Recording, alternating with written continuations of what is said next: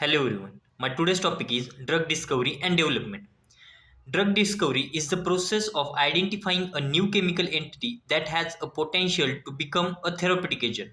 This therapeutic agent can be used to treat or prevent the diseases in humans. Whereas drug development is the process of bringing this new discovered chemical entity into the market once a lead compound has been identified through the process of drug discovery. Drug discovery and development usually requires 10 to 15 years. This process involves various steps, that is, target identification, target validation, then lead identification, lead optimization, preclinical trials, and clinical trials. First four steps are included in drug discovery, whereas preclinical and clinical trials are included in drug development steps. So the first is target identification.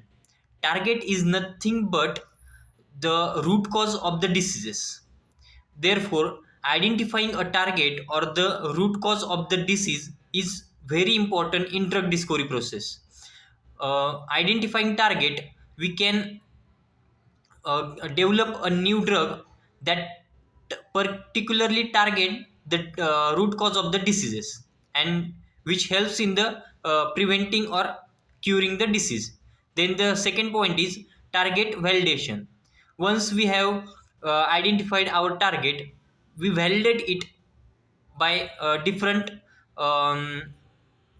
ways. Then the third is lead identification and lead optimization. Lead is the compound which particularly target the disease or uh, which helps in the curing the disease. Then the next involves drug development, which involves preclinical and clinical trials. Once a potential drug candidate has been identified and tested, it enters the drug development phase. This involves several stages of testing and refinement to ensure the drug is safe and efficacious. Then preclinical testing. In this stage, the drug is tested in animals models to determine its safety and efficacy. This includes testing for toxicity, pharmacokinetic, and pharmacodynamic. Then the second is clinical trials. Clinical trials involves testing the drug in humans to determine its safety and efficacy. Clinical trials are conducted in several phases, that is phase 1, phase 2, phase 3, and phase 4, which is also called as post marketing approval. Phase 1 Phase 1 is also called as human pharmacology phase, where 20 to 80 healthy humans are taken into study, where dose range and tolerability is tested. Then phase 2, which is called as therapeutic exploratory phase, where around 100 to 300 subjects are taken with disease condition, where safety and efficacy of the drug is tested.